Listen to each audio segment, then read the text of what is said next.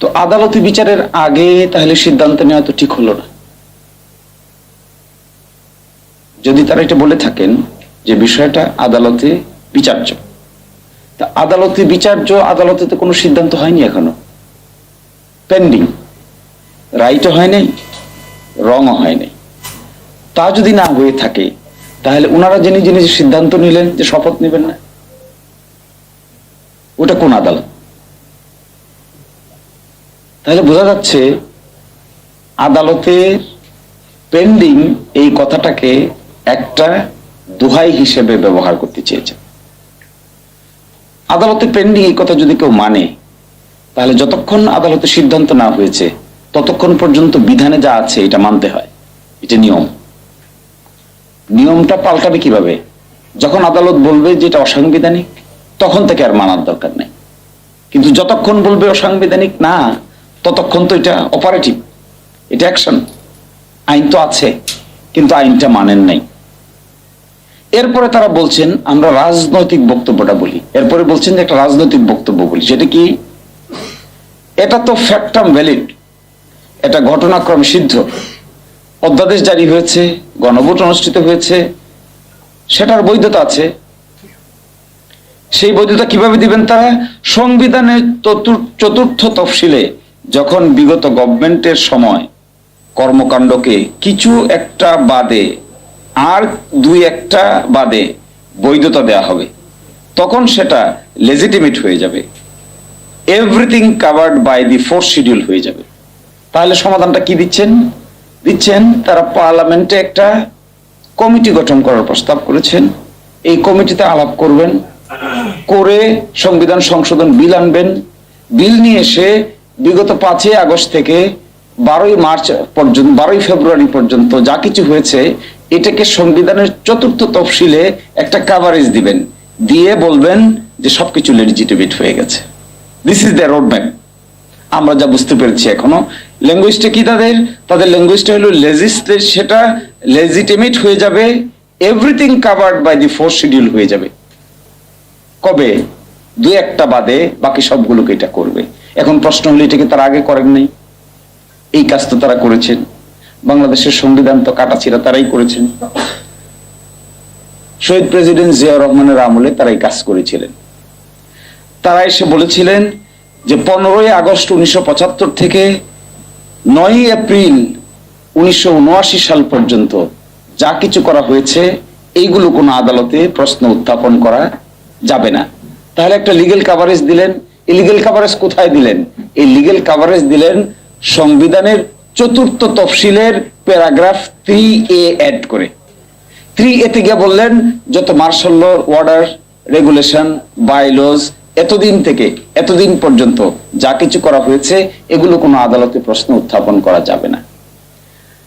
পঞ্চম সংশোধনীর মামলার শুনানির সময় বাংলাদেশের সুপ্রিম কোর্ট বলে দিছে, হু আর ইউ টু সে টেল ইট? আপনি কে? আপনি তো ইউজারপার, মানে হলো আপনি ক্ষমতা দখলদার। আপনি জলপাই কালারের বন্দুক, শার্ট, পেন নিয়ে এসে ক্ষমতা দখল করে হঠাৎ করে বলতেছেন যে এই সময় থেকে এই সময় পর্যন্ত কোনো প্রশ্ন উত্থাপন করা যাবে না। এই মর্মে পঞ্চম সংশোধনী মামলার রায় প্রকাশিত হয়েছে 1/2/2010। এটা রিভিউ হয়েছে, রিভিউর রায় হয়েছে 29/3/2011। এই দুই রায়ে 3-এর A প্যারাগ্রাফটাকে অসাংবিধানিক ঘোষণা করে দিয়েছে। আর সেই পথে এখন আবার আমাদের দেখাচ্ছে, যে পথে হেঁটে একবার বাংলাদেশের কোর্ট অসাংবিধানিক ডিক্লেয়ার করে দিয়েছে, একই পরিচিত পথ আমার মনে হয় ব্রেইনকে কাজে লাগায় নাই বা ব্রেইনকে হ্যামার করে নাই। এটা হলো অনেকটা মুখস্থ পথ। এই যে তুতা পাখির মতো তাল গাছ এক পায়ে দাঁড়িয়ে সব গাছ ছাড়িয়ে উকি মারে আকাশে, তো ওটাও কয় তাল গাছ এক পায়ে দাঁড়িয়ে উকি মেরে। তাল গাছ তো এখন আর তাল গাছ নাই, আমরা তো এখন বট গাছ নিয়ে খেলতেছি।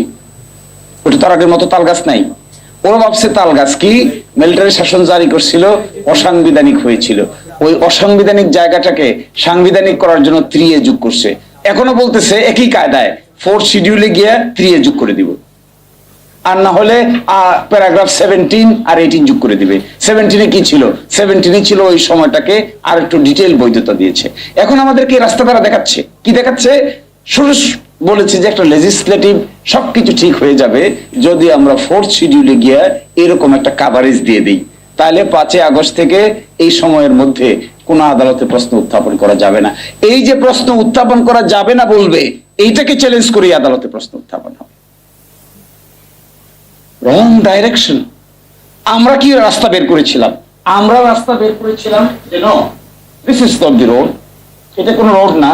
আমরা বের করেছিলাম একটা গণভোট হবে, গণভোটে হ্যাঁ হলে সংবিধান সংস্কার পরিষদ হবে, সংবিধান সংস্কার পরিষদ 180 দিন কাজ করবে, 180 দিন কাজ করার পরে পার্লামেন্ট দ্বিকক্ষ বিশিষ্ট হয়ে যাবে, দিয়ে 180 দিনের দায়িত্ব শেষ, পার্লামেন্ট দায়িত্ব পালন করবে। নতুন ভাবে এগুলোকে আমরা সিলগালা করে অগ্রসর হব। ভবিষ্যতে দেশীয় কোনো আদালতে এই বিষয়টা আর চ্যালেঞ্জের সাবজেক্ট ম্যাটার হবে না। আর তারা আমাদের কি রাস্তা দেখাচ্ছে? দেখাচ্ছে অতীতের 5ম সংশোধনীর পরিচিত রাস্তা।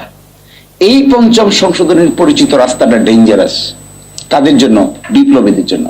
ওরা বলে আপনারা এত টেনশিত কেন? আমাদেরকে বলে আমরা এত টেনশিত কেন? বিপ্লবীদেরকে বলে তোমরা এত চিন্তিত কেন? তো বিপ্লব তো আপনি করেন নাই, বিপ্লব তো এরা করেছে। যারা বিপ্লব করেছে তারা তো গিলোটিনের সামনে আছে। যারা গিলোটিনের সামনে আছে চিন্তা তো তারই বেশি হবে, চিন্তা তো আপনার বেশি হওয়ার কথা না। বাংলাদেশে এই ঘটনার জন্য, 5ই আগস্ট ঘটনার জন্য যদি কারো গলা কাটা যায়, তাহলে গলা কাটা যাবে তো ছাত্র নেতৃবৃন্দের সর্বাগ্রে। তো ছাত্র নেতৃবৃন্দের চিন্তাই তো বেশি থাকার কথা। আমি হিসাব করে দেখেছি এই যে ইন্টেলেকচুয়াল ব্যাংক্রাফসি আছে, বুদ্ধিগত দেউলিয়াপনা আছে। বুদ্ধিগত দেউলিয়াপনার কারণে কি হয় জানেন? এটা আমরা স্কুলে দেখতাম, নকল যারা করে এরা খালি ওইভাবে তাকায় থাকে, তো লেখে এদিকে তাকায়, কিন্তু ও চোখ ওইদিকে, লেখে এদিকে, ওই দেখতেছে। তো ও রাইট চিহ্ন দেয়, হেও রাইট চিহ্ন দেয়, এর ডাইনে তাকায়, হেও ডাইনে তাকায়। সুপ্রিম কোর্টে কিছুটা কন্টেম্পচুয়াস কথা তাও একটা বলি, সুপ্রিম কোর্টে 2 জজ মিলে একটা ডিভিশন বেঞ্চ হয়, এটাকে বলে দ্বৈত বেঞ্চ। একজন সিনিয়র জজ থাকে, একজন জুনিয়র জজ থাকে। তো জুনিয়র জজকে বলে পিউনি জজ, মানে খুব বেশি গুরুত্ব নাই। সিনিয়র যা করে ওনার কাজ হলো কালে এটার সাথে জি হুজুর করা। তো সিনিয়র যদি বেল লেখে, বি লেখে, তো জুনিয়র জজ ওই করে তাকাই থাকে, উনি বি লেখছে না সি লেখছে। তো বি লেখছে তো উনিও লেখে বি, মানে বেল। এস লেখা মানে স্টে, আর এস মানে রুল এন্ড স্টে। তো উনি খালি তাকায় থাকে, কারণ সিনিয়র জাজ জুনিয়র দিকে তাকায়ও না, ইনসাল্টিং এক ধরনের। আমার মনে হয়েছে এরা যেহেতু বুদ্ধিশুদ্ধি কম বা বুদ্ধিশুদ্ধি বেশি পোক্ত না, নকল করে অভ্যস্ত, এই জন্য 75 সাল থেকে 79 সাল পর্যন্ত যা ঘটিয়েছে এটাই এখন আমাদেরকে আবার করতে বলতেছে, একই জিনিস। এবং একটা অক্ষর দেখে আমি সরে না, এর মানে হলো এটা আর কিছুই না, বুদ্ধি বের করতে না পেরে অতীতের ঘটনাকে নকল করে সকল মানুষকে বিপদে ফেলানোর একটা ফন্দি। যেদিন ক্ষমতা থাকবে না, আমি বলে দিয়ে যাচ্ছি, যেদিন ক্ষমতা থাকবে না, যে রাস্তা তারা আমাদেরকে দেখাচ্ছেন, এই পুরাটা একদিন ওলট পালট হয়ে যাবে। এই উলট পালট থেকে রক্ষার একমাত্র রাস্তা ছিল সংবিধান সংস্কার পরিষদ, এখানে উত্থাপন করা, অ্যাকসেপ্ট করা, সিলগালা করা। ভবিষ্যতে কোনো আদালতে এগুলো নিয়ে প্রশ্ন ওঠার কিছু নাই। আপনি একটা রেফারেন্ডাম আদালতে গিয়ে বাদ করে দিবে? তো জনগণের কথা, তো জনগণের, আচ্ছা বলেন তো দেখি, বিপ্লব সঠিক হয়েছে কি হয় নাই, এই কথা কি বাংলাদেশের আদালত বলতে পারে? 3টা কেস পড়েছিলাম আমরা, একটা গ্রানাডা, একটা ছিল লেসোথো, আর একটা ছিল ফিলিপাইন। এই 3 বিপ্লবের, মাস আপসার্জের বিপ্লবের কথা পরবর্তীতে সুপ্রিম কোর্টে যায়। সুপ্রিম কোর্ট বলে দিয়েছিলেন, এই 3 রায়ের বলে দিয়েছে সুপ্রিম কোর্ট যে না, আমরা এটার বিচারক হইতে পারবো না, এই ঘটনার বিচারক শুধুমাত্র হলো জনগণ। আমরা বিচারকরা এসি রুমে বসে এখানে কলম কাগজ নিয়ে বাংলাদেশের বিপ্লব সঠিক হয়েছে না বেঠিক হয়েছে এই সিদ্ধান্ত আমরা দিতে পারবো না, কারণ আমরা নিজেরাই তো পলাই গেছিলাম। তো কি করে হয়? আচ্ছা বলেন, একটা রেভলিউশন, একটা বিপ্লব, একটা মাস আপসার্জ, কোন আদালত বলবে এটা সঠিক না বেঠিক? আদালতের সিস্টেম মেনে বিপ্লব হয়? আদালতের সিস্টেম মেনে পৃথিবীর কোথাও বিপ্লব হয়েছে? This is a wrong conception. ফলে আমি কনক্লুশনটা শেষ করে দিচ্ছি এইভাবে যে রাস্তা সালাউদ্দিন ভাই আর আমাদের আসাদুজ্জামান ভাই আমাদেরকে দেখানোর চেষ্টা করছেন এটা নকল রাস্তা। এই রাস্তাটা ওনাদের অতীত ইতিহাসের সঙ্গে পরিচিত। যেহেতু নকল বা ছাত্র, সেই জন্য ওই সিস্টেমের বাইরে ডাইনি বামে নড়তে চাচ্ছে না। নড়তে না চাইলে এসে কি উত্তর দিচ্ছে আমাদেরকে?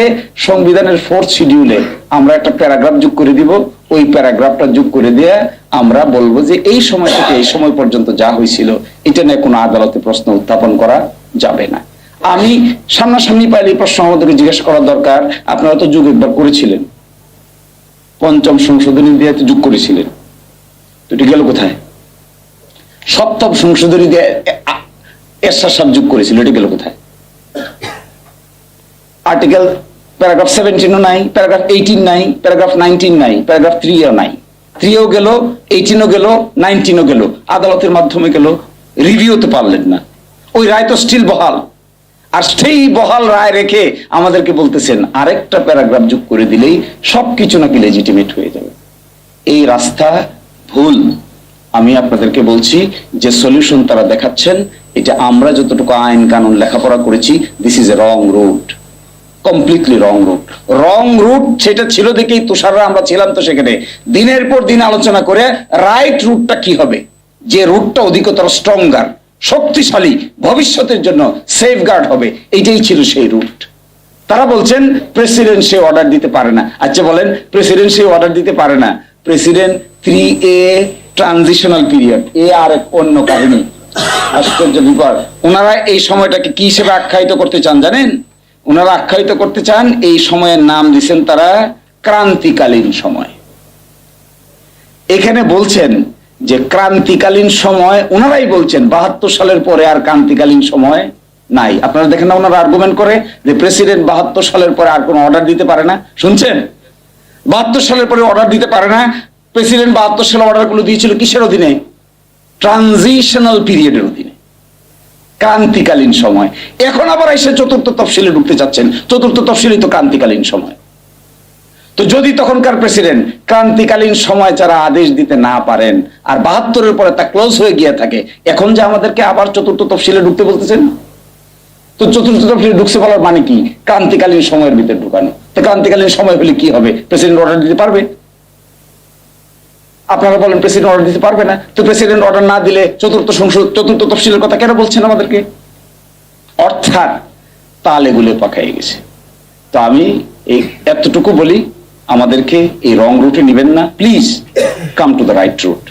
আমরা বিপ্লবীদেরকে we must save them, they are our pride, we must respect them. বিএনপির একটা বাজে অভ্যাস আছে, যে তার জন্য রাস্তা পরিষ্কার করে, বিএনপি তার জন্য কবর করে।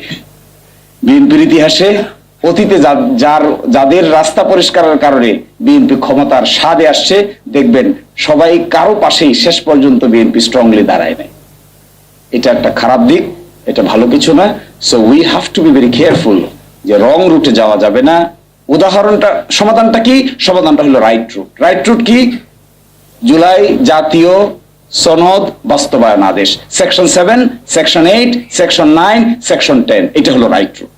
এই রাইট রুটে গেলে উই অল আর সেই, এই রাইট রুটে না গেলে we all will be in danger. সকলেই